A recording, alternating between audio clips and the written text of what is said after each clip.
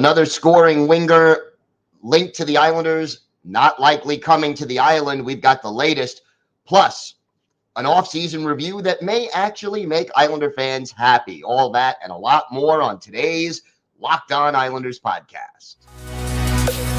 Your Locked On Islanders, your daily podcast on the New York Islanders. Part of the Locked On Podcast Network, your team every day.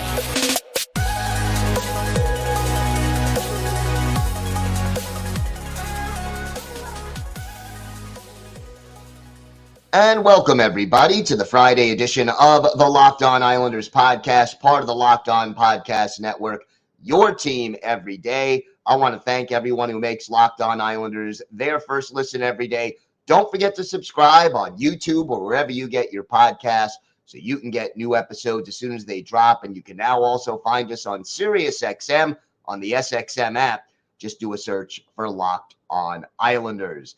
Lots to talk about on today's show, but first, if there's something Islanders related on your mind, if you have a question, a comment, maybe a topic you'd like us to talk about in a future episode, send us an email. The email address, lockedonislanders@gmail.com.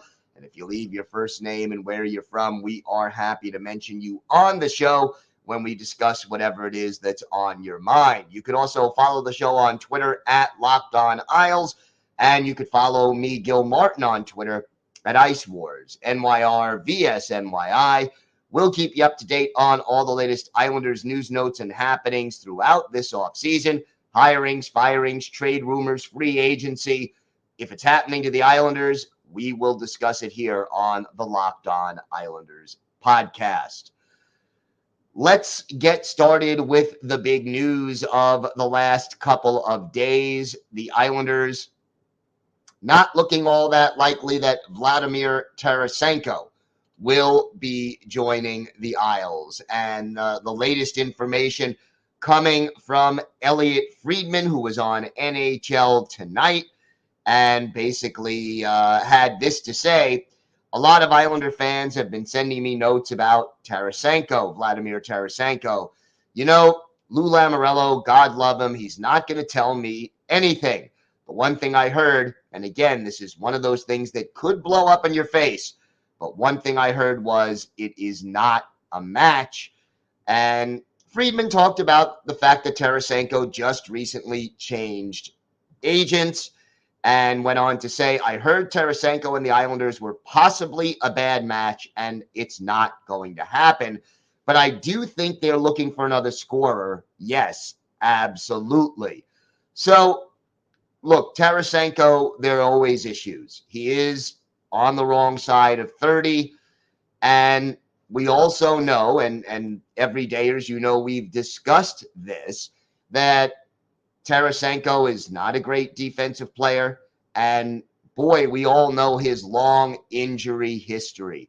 So, yeah, it would be pretty important for the New York Islanders to add that goal-scoring winger, but it just doesn't look like Vladimir Tarasenko is the answer, or at least that he is likely going to be signing with the Isles. And if you think about it, Tarasenko is probably looking to sign at this point, because of the NHL's cap situation, a 1 or 2 year deal. He's going to want at least $6 million a year, which means that just trading away JG Pageau and optioning Ross Johnston to Bridgeport is not going to be enough necessarily for the Islanders to add Tarasenko unless they make another move.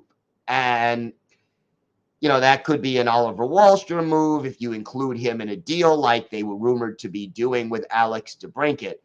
But for a player who has that injury history, isn't likely to want to stick around very long, all things considered, it is just probably not a great fit for the Islanders or for Vladimir Tarasenko. I mean, if I'm Vladimir Tarasenko, I want to go to a team that's going to give me, if I'm signing a 1 or maybe 2 year deal, I'm going to a team where I'm going to get a lot of offensive opportunities. I would rather go, if I'm Vladimir Tarasenko trying to sign a 1-year deal, I'd rather go to a bad team or a struggling team that has a more offensive-minded game.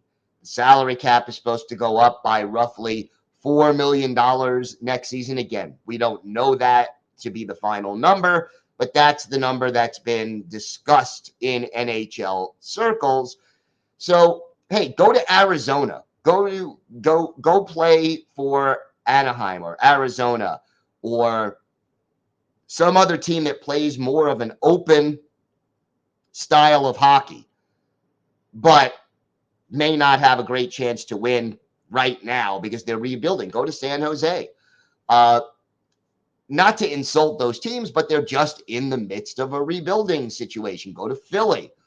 And yet at the same time, it would allow Tarasenko to say, hey, look at me. I could still score 30 goals in a season, even if I'm not surrounded by A-list talent. Now you can still pay me a good salary going forward because A, I've proven I can stay healthy. I've proven I can still get the job done. And B, now the salary cap is going up by $4 million. You have a little more cap room. Find a way to pay me.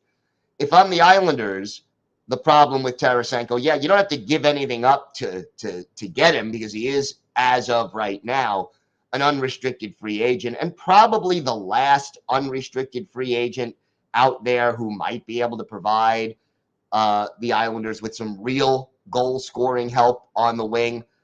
But because of the cap crunch that the Islanders are in, and because right now, technically, the Islanders are actually over the cap, and that's even without Zach Parise returning or retiring. So if Parise returns, they'll be over the cap by even more. And if you think about it, Parise's announcement may be delayed until the Islanders can get under that cap. But I digress. But you'd have to make multiple moves in order to free up the cap space, which involves trades, which involves giving up a player like, J.G. Pageau or Oliver Wahlstrom or both, or giving up another number 1 or number 2 draft pick. All the things that Islander fans have said repeatedly that they don't want to see this team do again would probably be necessary in the short run to bring in Vladimir Tarasenko.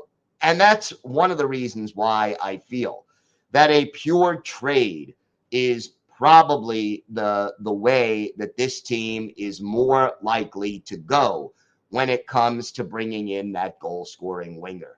And, whether it is someone we haven't even talked about yet who may become available. We know the Winnipeg Jets have some players who are unhappy. How the Islanders could pull that off, well, again, you're required to do a lot of juggling. But either way, I think in order to bring in somebody, it's got to be, salary going out, new player coming in, and it's probably going to be part of one deal. It could be a 3-team trade. You could get all fancy in that respect or creative, however you want to put it. But realistically speaking, Vladimir Tarasenko looking less and less likely to be an Islander. And, as Friedman said, hey, this could blow up in my face. So it could eventually happen if, Tarasenko can't find the right fit, can't find a better offer, but it is looking unlikely. So cross Vladimir Tarasenko off your list. Not looking like a good fit, according to Elliotte Friedman. We have got more to get to on today's show. We'll take a look at something that actually paints the Islanders offseason in a positive light. We'll talk about that, plus the results of our poll on Oliver Wahlstrom. All of that and more still to come on today's Locked On Islanders podcast. Today's episode is brought to you by FanDuel. Take your first swing at betting on Major League Baseball on FanDuel and get 10 times your first bet amount in bonus bets up to $200. That's right. Just bet $20 and you'll land $200 in bonus bets, win or lose. That's $200 you could spend betting on everything from the money line to the over-under to who you think is going to hit the first home run. And, whether you're a Met fan or a Yankee fan or a fan of any of the other major league teams, you'll find lots of great opportunities to place bets, great odds on FanDuel. It's all on an app that's safe, secure, and super easy to use. Plus, when you win, you can get paid instantly. There's no better place to bet on MLB than FanDuel, America's #1 sportsbook. So sign up today. Just visit FanDuel.com/lockedon to get up to $200 in bonus bets. That's FanDuel.com/lockedon. FanDuel, official partner of Major League Baseball. So The Athletic, trying to come up with some interesting content for the offseason. And this is surprising. And I think this is something that a lot of people have to sort of take into consideration. They did a league-wide poll and basically tried to look at which NHL teams have improved the most this season. And they ranked them from 1 to 32, with, a team in the Western Conference taking number 1, and the Boston Bruins, by the way, ranking at the bottom. Now, I don't want to give away too much of their poll, but right now, out of 32 teams, where do you think the New York Islanders, yes, the New York Islanders, that same team that everybody has been criticizing throughout the offseason, where do you think they ranked? And keeping in mind that the way they're judging the improvement is how much each team's goal differential has likely improved based on the new players that they brought in, and they use something called the net rating model. So here it is. The Islanders using this model based on a team that did not add any major players except Julien Gauthier, who may not even start the season as an everyday player. The Islanders were 6th out of 32 teams with a goal difference added of 8.7. Keep in mind that the number 1 team on this list had a goal difference added of 15.7. Oh, by the way, 2 teams in the Metropolitan Division ranked ahead of the Islanders. Pittsburgh was 3, the New Jersey Devils 4. But again, the Islanders 6th. And getting rid of Josh Bailey certainly was part of it, but bringing back and getting a full season of Bo Horvat, a full season of Pierre Engvall, and keep in mind, this goals added does not include Zach Parise, who is listed right now as being someone who is not going to be back on in this article. So it's interesting that the Islanders are considered to have addition by subtraction by not bringing back Josh Bailey. And, the fact that they said Bailey was now below a replacement level player, by getting rid of him, you're adding to the mix. And then, again, a full season of Engvall, a full season of Horvat, a healthy Matthew Barzal. The Islanders end up 6th out of 32 teams. And that's just for re-signing 3 of the 4 possible unrestricted free agents in Scott Mayfield, Pierre Engvall.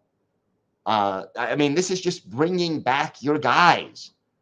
And the Islanders do that, and they manage to finish in 6th place. If you're wondering where the other New York area team was, the New York Rangers, believe it or not, below the Islanders in 12th. So this is purely analytics at work. There are obviously a lot of other factors involved, but from a purely analytic standpoint, just getting rid of Josh Bailey and Zach Parise and re-signing your own potential free agents in Varlamov, Engvall, Mayfield, this is enough for the Islanders to be sixth best in the league. And keep in mind, the Islanders still have not added the puck-moving defenseman or the goal-scoring winger that we have talked so much about them needing or wanting to add. So lots of stuff still out there for the New York Islanders, but that's where they stand now. And for once, a little respect for the New York Islanders during this offseason, and that has to be at least appreciated. All right, we talked a little bit about our poll. Again, sorry for the voice. I'm still under the weather and fighting this, but we did our poll earlier this week on YouTube, and you can still vote. But as of right now, what line do you think New York Islanders forward Oliver Wahlstrom should play on? We gave you choices of first line, second line, third line, or I think Lou Lamoriello should trade Oliver Wahlstrom. And this is interesting. By a nice margin, 40% of you said give Wally a chance on that first line. Let him play with Bo Horvat and Matthew Barzal, and let's see if he can be equal to that task. Narrowly, the second most popular answer was the third line with 24%. The second line was pretty close behind at 21%. And then 15% of you said, I think Lou Lamoriello should try to trade Oliver Wahlstrom. And based on my understanding, it's not that I think a lot of people are eager to get rid of Oliver Wahlstrom when they say, oh, yeah, you know, the Islanders should trade him. It's that, realistically speaking, Oliver Wahlstrom is one of the only younger guys who the Islanders might be able to part with that another team would be interested in enough to include in a deal that could get the Islanders something in return. Whether it'll happen that way or not remains to be seen. But again, the most popular answer by a fairly wide margin is let's give Wahlstrom a shot on the first line. And there are some advantages to that. He certainly would, be the shooter on that first line, with Barzal being the skater and the passer and Horvat being the deflections and tip-in guy in front. But the key, again, for Oliver Wahlstrom, can he play that 200-foot game when he doesn't have the puck? And is he going to develop into that power forward that he has talked about becoming? Can he skate well enough to keep up with Barzy and be effective on a Barzal line? You would have Barzal, who's very fast, and then Horvat and Wahlstrom, neither of whom is very fast on a line. I'm not saying that won't work. I'm just pointing it out. So a lot of interesting possibilities here, but I thank everyone for voting. And again, feel free to add your vote to the list, and we'll go over all of that again next week. But looks like everyone is eager to give Wahlstrom a shot on that first line. And unless the Islanders do get a scoring winger, I totally understand why a lot of people would feel that way. We have got more to get to on this episode of the Locked On Islanders podcast. A former Islander announces his retirement. We also have a very special Islanders birthday of the day. The very first goalie that the Islanders had. One was Billy Smith. Our Islanders birthday of the day is the other. We've got all that and more still to come on today's Locked On Islanders podcast.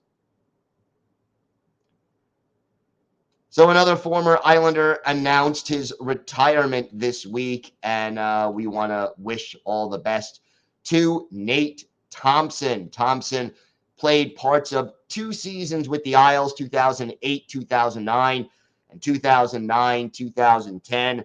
The native of Anchorage, Alaska. Can't say there's a lot of players who from the NHL from Anchorage. 6th round pick of the Bruins back in 2003. played 4 games for Boston in 06-07, spent all of the following year in Providence of the AHL, and then the Islanders picked him up, and he really resurrected his career with the Islanders, playing 82 games with the Isles over 2 seasons. He was always a grinder, always a fourth line, kind of a forward, but he really always was popular with his teammates because of his hustle and his effort. Scored his first NHL goal against the Rangers with the Islanders, beating Henrik Lundqvist with a shorthanded goal in a 2-1 win for the Islanders at Madison Square Garden. Dealt with a lot of injuries, as I said, signed another deal to come back for another season, but then midway through the year was put on waivers, claimed by the Lightning, and that sort of began his journey through the NHL. Played for Tampa Bay, Anaheim, Ottawa, the LA Kings, the Canadiens, the Flyers, the Jets, and the Flyers again. Last played in the NHL with Philadelphia in 2021-2022. Spent last year with the Ontario Reign of the AHL, and now has called it a career. 844 career NHL games, 65 goals, 99 assists, 164 points. Not a goon, only 401 career penalty minutes. But here's the statistic that kind of sticks out in my mind. Nate Thompson played in 86 playoff games. And that's a tribute to Nate Thompson, because when things get a little tough, Nate Thompson is a guy that a lot of coaches did not mind relying on. And he really did, 8 goals, 21 assists. His scoring in the playoffs a little bit better than it was during the regular season. And think about it, his career high in goals, 10. Set in 2010-2011 with the Lightning. The 25 points he scored that year, also a career high. So we wish all the best to Nate Thompson. And his quote, from the time I was 4 until 38, which is how old he is now, hockey has been my life and best friend. I'm beyond grateful and thankful for all the great people I've met and friendships I've made. All good things must come to an end. So thank you to all who supported me along this journey. And really, he established himself as an NHLer and scored his first NHL goal as a member of the New York Islanders. 82 games with the Isles, 3 goals, 10 points, and 88 penalty minutes. So Nate Thompson hanging up his skates for good. All right, time now for our Islanders birthday of the day. And we're a day early on this one, but Saturday will be the 79th birthday of former Islanders goaltender Gerry Desjardins. And Desjardins was the Islanders' first pick in the expansion draft because they picked goalies first. And the Sudbury, Ontario native made his NHL debut in 1968-69 with the LA Kings.